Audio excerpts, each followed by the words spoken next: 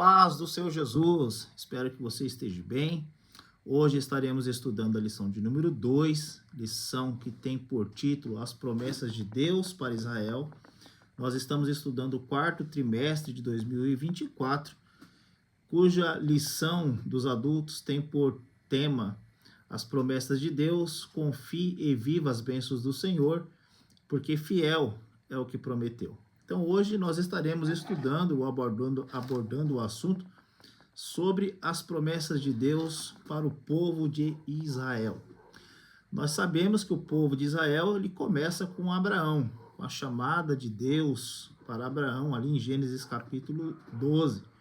Mas curiosamente a Bíblia não fala nada do porquê Deus chama Abraão, porque Deus escolheu Abraão, né? Nós não sabemos. A Bíblia simplesmente diz que Abraão foi chamado por Deus para sair do meio da sua família, sair do meio da sua terra, sair daquele contexto de Ur, de Harã, e ir para uma terra que Deus o mostraria. Ele nem sabia para onde iria, mas confiando nas promessas de Deus, naquilo que Deus havia lhe falado, Abraão então ele parte para a terra de Canaã, e a partir daí então começa a história do povo de Israel. A partir desse contexto do chamado de Abraão e da sua obediência em partir, começa a história ali do restante do Antigo Testamento e a história do povo de Deus, povo chamado povo de Israel. Antes de nós entrarmos na lição propriamente dita, eu gostaria de ler com os irmãos Romanos capítulo 11, alguns versículos de Romanos capítulo 11, que vai falar sobre a restauração de Israel, né? Então, este povo que tem muitas promessas, e uma das promessas de Deus para o povo de Israel está em Romanos capítulo 11.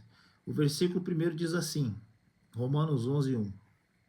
Digo, pois, porventura rejeitou Deus o seu povo? E quando o apóstolo Paulo aqui fala seu povo, ele está se referindo ao povo de Israel. De modo nenhum, porque também eu sou israelita e da descendência de Abraão, da tribo de Benjamim.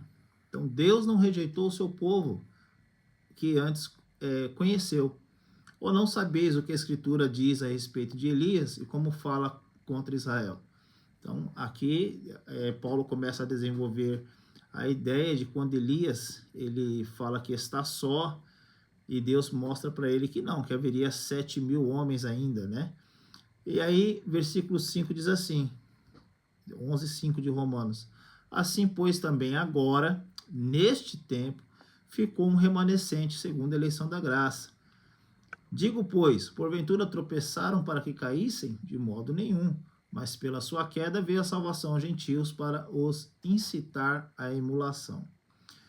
Se a sua queda é a riqueza do mundo e a sua diminuição a riqueza dos gentios, quanto mais a sua plenitude?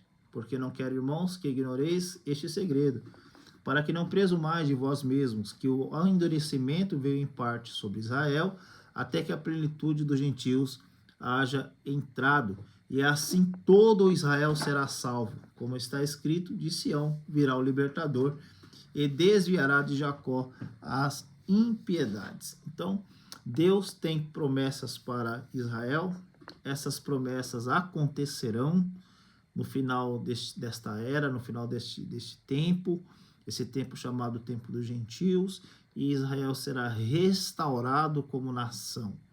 Deus tem um pacto, uma aliança, um concerto, uma promessa para Israel. Então nós vamos ver na lição de hoje as promessas de Deus para Israel. Na introdução, nós temos o seguinte: as promessas divinas para Israel foram proferidas há mais de 4.000 anos antes do advento do Senhor Jesus. Tudo começou quando Deus chamou Abraão e fez-lhe promessas a respeito do divino propósito de formar, através dele, uma grande nação. Através de Abraão, Deus iria abençoar todos os povos da terra, Deus iria engrandecer o nome de Abraão, Deus iria fazer dele uma nação grande e poderosa. Então, tudo isto começa em Gênesis capítulo 12, com a chamada de Abraão.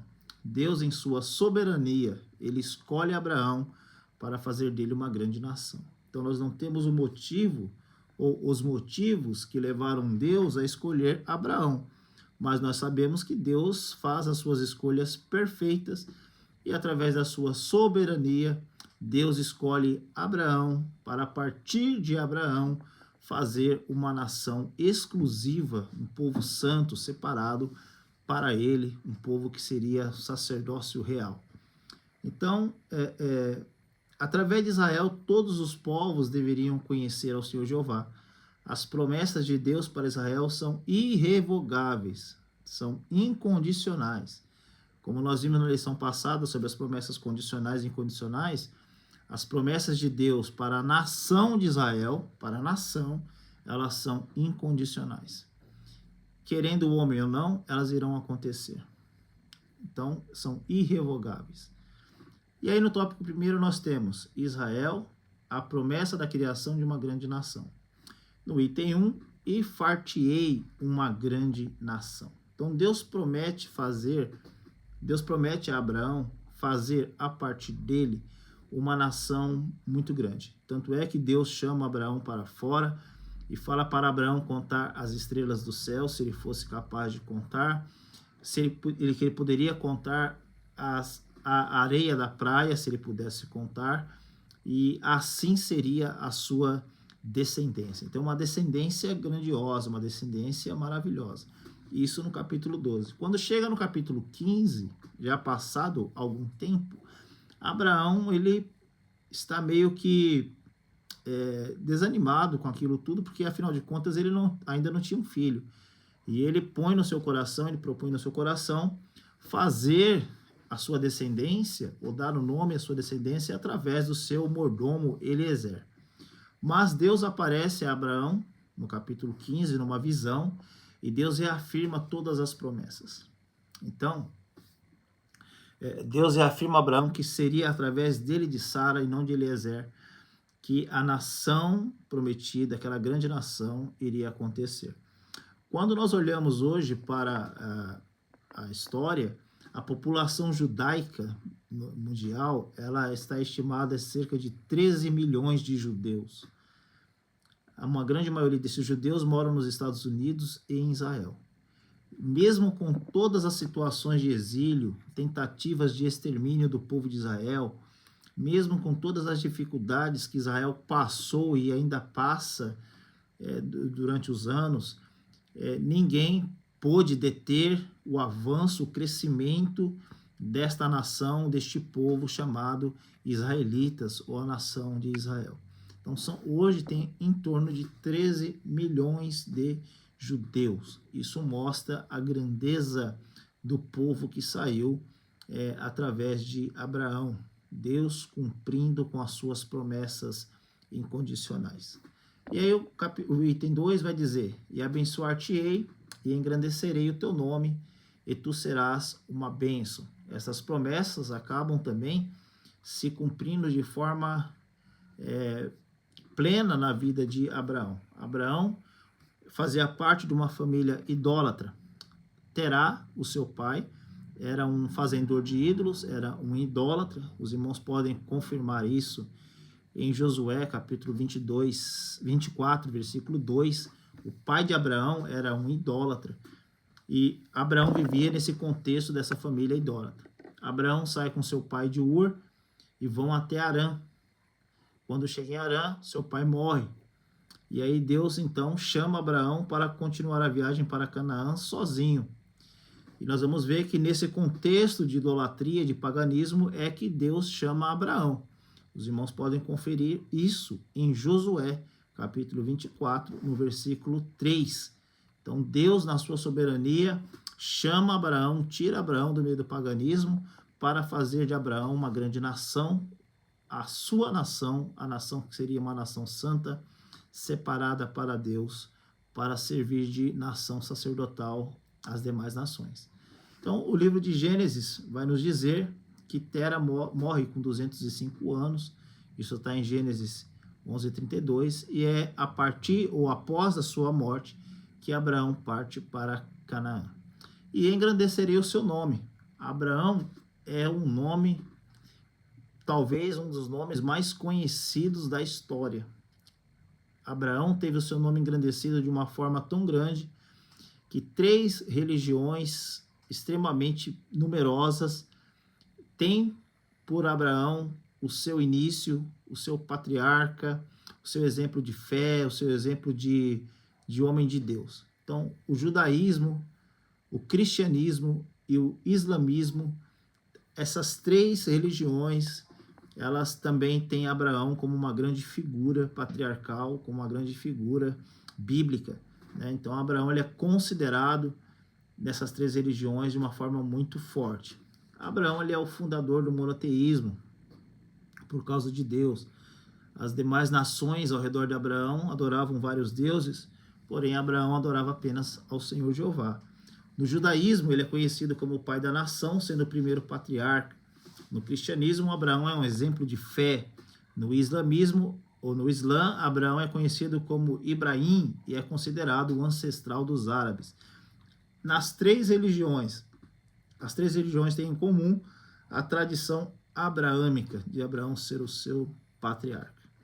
Então, Abraão tem o seu nome engrandecido e Deus novamente cumpre suas promessas. Item 3, e abençoarei os que te abençoarem e amaldiçoarei os que te amaldiçoarem.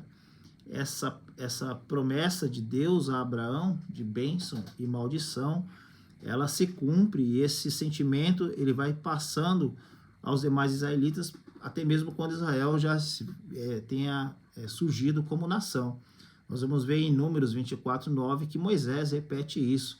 Benditos que te abençoarem e malditos que te amaldiçoarem. Então, Israel, como nação, ela está debaixo das bênçãos de Deus, e aqueles que lutam, que batalham por Israel, que abençoam Israel, são abençoados. Porém, aqueles que não fazem assim, sofrem com a maldição de Deus. E a Bíblia nos orienta a orar por Israel, a orar pela paz em Israel, e os que assim fazem, com certeza, alcançam o favor divino. E aí no item 4 vai dizer, em ti serão benditas todas as famílias da terra. Então, a princípio, o propósito de Deus para a nação de Israel é que ela pudesse ser uma nação sacerdotal, que servisse de bênção para as demais nações que estavam ali ao seu redor.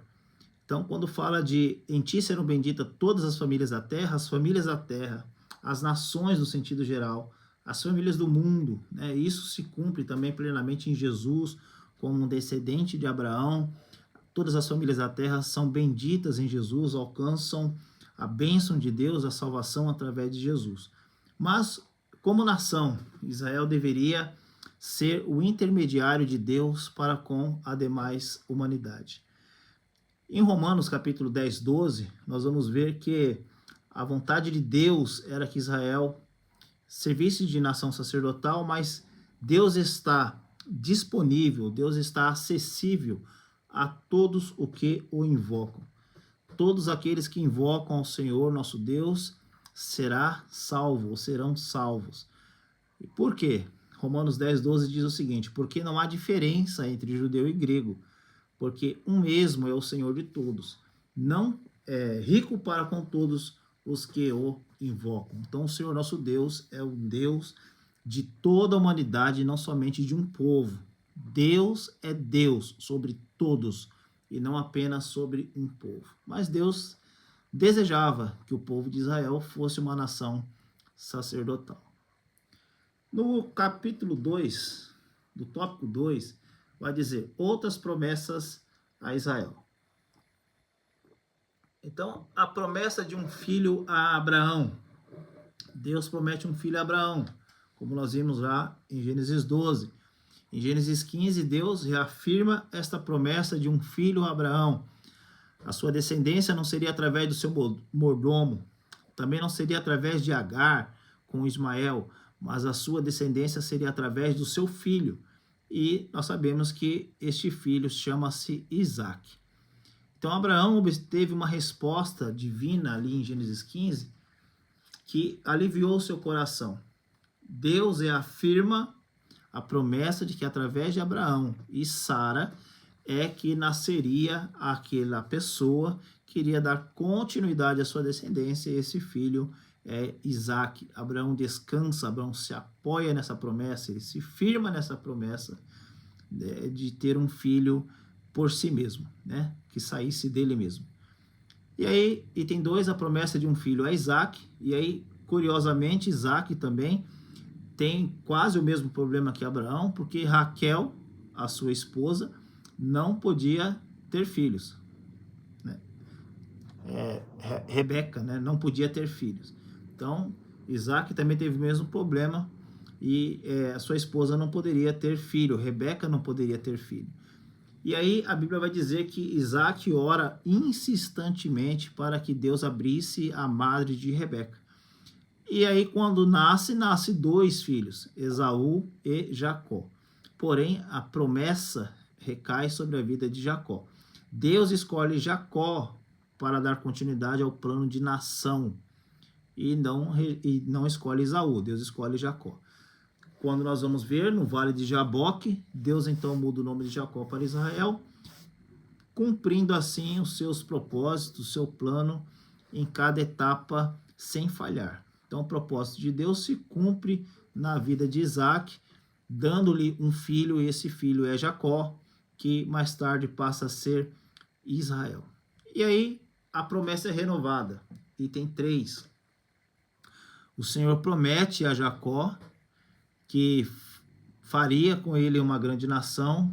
Ele renova a promessa feita a Abraão. E nós vemos que Jacó, então, ele passa um tempo na casa do seu tio, Labão. Lá ele casa com Lia e com Raquel. Deste casamento nascem 13 filhos, 12 homens e uma menina, Diná. Mas é através dos 12 filhos, cada um vira uma tribo de Israel, então são 12 tribos de Israel, que mais na frente, com Davi, vai ser unida, vai ser unificada, virando assim, como nós conhecemos, a nação de Israel. Então Deus escolheu eles, Deus faz promessa a Abraão, renova essas promessas com Isaac, renova essas promessas com Jacó, dá a Jacó 13 filhos, os 12 homens e uma mulher. Destes 12 homens surge as 12 tribos de Israel, que mais para frente vai virar a nação de Israel. E aí, item 4, promessa do reino do Messias. E aí Deus promete então que da casa de Davi nunca iria faltar alguém que se assentasse no trono e que o Messias viria dali, né? Então, quando nós olhamos para as profecias, nós vamos ver Jacó, em Gênesis 49, quando ele já está doente demais, ele chama seus filhos para abençoar. E aí Jacó chama Judá e diz para Judá: Judá é um leãozinho, o cetro não se arredará de Judá. Então Judá é um leãozinho. E essa profecia, essa bênção de Jacó sobre o seu filho Judá, é que faz Jesus ter o título de leão da tribo de Judá. Porque Jesus, então, é descendente da tribo de Judá, e assim ele é o leão da tribo de Judá por causa dessa bênção de Jacó proferida ao seu filho Judá. Jesus também é chamado de filho de Davi por causa das promessas de Deus feita a Davi, que nunca faltaria alguém no trono de Israel da linhagem de Davi. Então Jesus, ele é o leão da tribo de Judá e ele é o filho de Davi por causa das promessas de Deus que se cumpre em Jesus de forma plena. E aí o item 3, a promessa de salvação para Israel. A queda de Israel, nós vemos em Romanos 11, e depois nós podemos ver de Romanos 9 ao 11, que Israel ele cai, ele sofre uma queda. Israel, durante todo o período da sua existência, ele por muitas vezes falhou, deixando de ser a nação sacerdotal. Por causa disso, Israel sofre exílios, Israel sofre nas mãos dos gentios, Israel passa por muitos momentos frustrantes, difíceis, porque eles erram na missão de ser nação sacerdotal. E depois, o seu maior erro é não reconhecer Jesus como Messias. Este foi o maior erro de Israel e pagam caro por isso de novo, porque no ano 70 cumpre-se uma profecia de Jesus e Jerusalém é destruída e os judeus são espalhados pelo mundo inteiro. Então Israel ele cai, nós podemos observar isso em Romanos de 9 a 11, mas Israel, isso tudo faz parte do plano de Deus, do propósito de Deus para restaurá-los. Com a queda de Israel, abre-se a porta para os gentios, né? Então agora o povo de Deus não é apenas Israel. O povo de Deus é a igreja, que é composta por judeus, gregos, livres, senhores, pretos, brancos, amarelos, não importa. Deus, Jesus, ele comprou para si, através do seu sangue, homens e mulheres de todas as tribos, línguas e nações, e hoje nós somos o povo de Deus. Mas as promessas de Deus para Israel continuam. A tristeza de Paulo por Israel. E aí Paulo vai falar no capítulo 9 o quanto era difícil para ele, sendo judeu, ver o seu povo perdendo a oportunidade de salvação por não reconhecerem Jesus como Messias. Isso trazia para Paulo uma grande tristeza. Mas Paulo ele continuava insistindo que Israel, assim como os gentios foram enxertados na oliveira, mesmo sendo um jambuzeiro bravo, mesmo não sendo esse o procedimento, e deste enxerto se dar fruto, Israel também seria novamente enxertado na oliveira mais futuramente. E aí, 3, promessa de salvação a Israel, item 3. Então, nós sabemos que quando acabar esse tempo que Paulo chama de plenitude dos gentios, que é o tempo da graça, quando esse tempo acabar e vier a grande tribulação, no final da grande tribulação, o anticristo se juntará com as nações para derrotar Israel, para exterminar Israel. Neste momento, Jesus virá e irá livrar Israel. Israel, então, como uma nação, reconhecerá Jesus como Messias prometido. E aí, Israel, então, será restaurado, entrará com Jesus no milênio como uma nação realmente sacerdotal, entendendo o propósito da vinda do Messias. Então, Israel ele será salvo, né? E aí, durante o milênio, Jesus estabelecerá o seu trono em Jerusalém. A capital mundial será Jerusalém, e através de Jerusalém, Jesus irá reger as nações. E Israel estará, então, com Jesus, junto com a igreja. Israel entenderá o propósito e será uma nação sacerdotal, reconhecendo o Senhor Jesus como Messias, reconhecendo o Senhor Jesus como Senhor.